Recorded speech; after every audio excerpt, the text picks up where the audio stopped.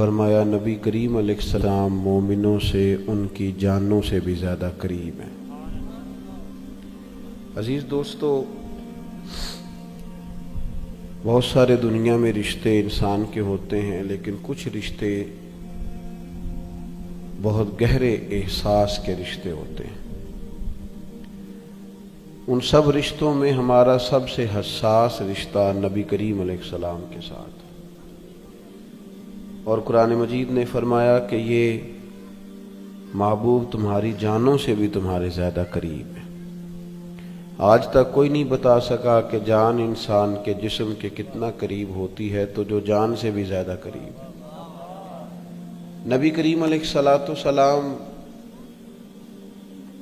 اپنی امت کے لیے بہت زیادہ احساس فرماتے۔ یہ جو ہر عنوان پر آپ کو نبی پاک علیہ السلام کے ارشادات ملتے ہیں، تعلیمات ملتی ہیں، تربیت ملتی ہے، اس کی بھی وجہ یہ ہے کہ اللہ کے محبوب علیہ السلام بہت احساس فرماتے اپنی امت کا، جگہ جگہ پہ سمجھاتے، قائل کرتے۔ ہمارے اندر جتنی بھی کمزوریاں ہیں حضور علیہ السلام نے ان سب کی نشاندہی فرمائی۔ جن رستوں پہ ہمیں چلنا تھا ان سب رستوں کو واضح کر کے کھول کے حضور نے بیان فرمایا۔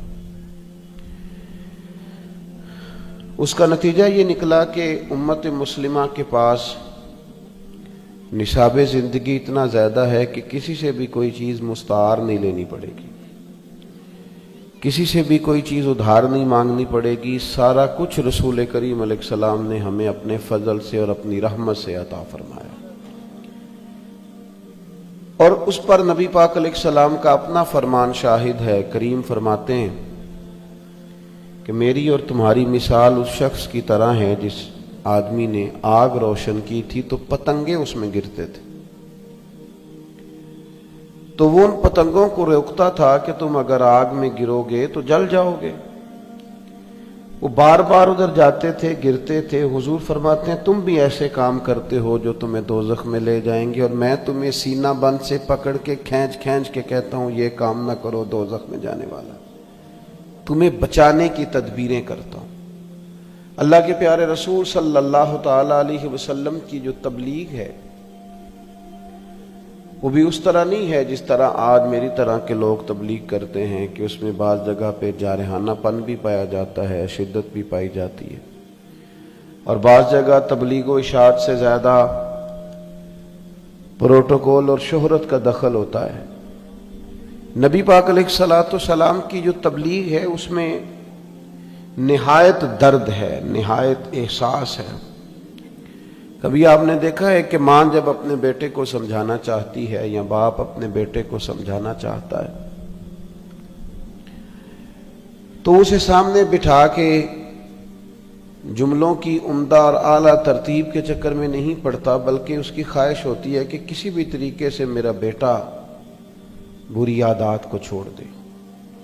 اس کے لیے والدہ روتی بھی ہے، گزارش بھی کرتی ہے، سمجھاتی بھی ہے، باپ اس کے لیے بڑی جدوجہد بھی کرتا ہے، اور بیٹے کو یہ بھی بتاتا ہے کہ بیٹا میں نے تو ساری زندگی تیرے نام کر دی، اور میں یہ چاہتا ہوں کہ تو سنور جائے، تیرے اندر تبدیلی آ جائے۔ بڑی کوشش کرتا ہے والد، اور بیٹا اگر وعدہ کر بھی لے کہ ابا جی آج کے بعد شکایت کا موقع نہیں ملے گا، تو پھر بھی وہ مطمئن نہیں ہوتا، بلکہ ہم نے دیکھا ہے کہ وہ رات کو مصلے پہ بیٹھ کے ماں باپ روتے ہیں، یا اللہ ہماری کمائی نہ کہیں ساری چلی جائے، کوشش کرتے ہیں۔ شدت احساس ہے۔ حضور علیہ السلام کا امت کے ساتھ چونکہ بڑا حساس رشتہ ہے، تو تبلیغ دین میں آپ کو شدت احساس ملے گا، شدت احساس۔ حضور علیہ السلام کی خواہش ہے کہ لوگ ایسے کام کریں کہ جنت میں جائیں، لوگ ایسے کام کریں کہ اللہ کا قرب پائیں، میری امت ایسے کام کرے کہ دنیا میں امامت کا فریضہ سر انجام دے، یہ اس طرح کے ہو جائیں کہ ان کا طرز زندگی سب کے لیے مشعل راہ ہو، یہ سب سے کامیاب ترین وقت گزارے۔ اس کے لیے نبی پاک علیہ السلام ارشادات فرماتے، سمجھاتے، قائل کرتے، تبلیغ کرتے، اور پھر رات کو حضور روتے بھی کہ اللہ انہیں ہدایت کا نور عطا فرما، ان کے لیے ساتھ دعا بھی فرماتے۔ آپ حضور علیہ الصلوۃ والسلام کی سیرت مبارکہ کو کبھی دیکھیں تو ایک بات کہنے لگا ہوں، اس پر آپ غور کریں گے تو سیرت میں آپ کو اس کی گواہی ملے گی۔ نبی پاک علیہ السلام نے ہمیشہ یک طرفہ خیر خواہی کی بات کی ہے، دو طرفہ نہیں۔ ایسا نہیں کہ میں خیر خواہی کروں تو جواب میں پھر سامنے والا بھی خیر خواہی کرے، یہ نہیں۔ نبی پاک کی سیرت میں آپ کو یہ ملے گا کہ کریم نے ہمیشہ خیر خواہی کی ہے، نبی پاک علیہ السلام نے خیر خواہی کی ہے، جواب نہیں مانگا کہ میں کر رہا ہوں تو جواب میں وہ لوگ بھی خیر خواہی کریں۔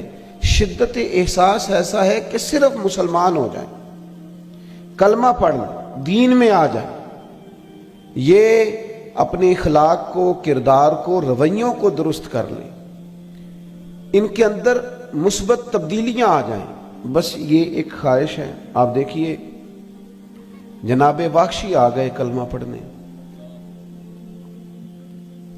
حضرت امیر حمزہ رضی اللہ تعالیٰ عنہ کو انہوں نے شہید کیا، اور وہ شہادت اتنی دردناک ہے کہ نبی کریم علیہ السلام نے گویا سب سے زیادہ آنسو ہی شاید اس وقت بہائے ہوں جب حضرت امیر حمزہ کی شہادت ہوئی، اور وہ دردناک ہے۔ ان کو بڑی تکلیف کے ساتھ انہوں نے شہید کیا، اور پھر اذیت اس کے بعد بھی جاری رکھی، تو وہ ایک دردناک پہلو ہے۔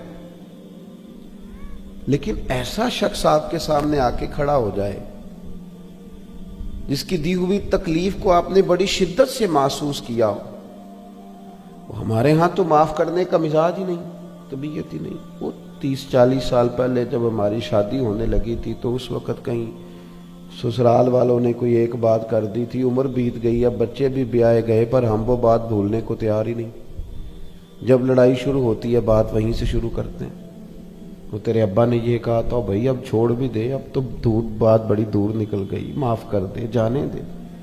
ہم تو ضد پال لیتے ہیں اور اس قدر زیادہ شدت کرتے ہیں کہ وہ کوئی ایسے محسوس ہوتا ہے کہ جیسے ہم نے کبھی غلطی کی ہی نہیں، تو لہذا سامنے والے نے کیا تو معاف بھی نہیں کریں گے۔ وہ جناب واخشی آئے،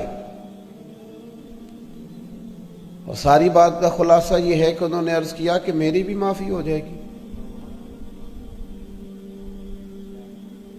مجھے بھی درگزر کر دیا جائے گا، میں بھی قبول ہو جاؤں گا۔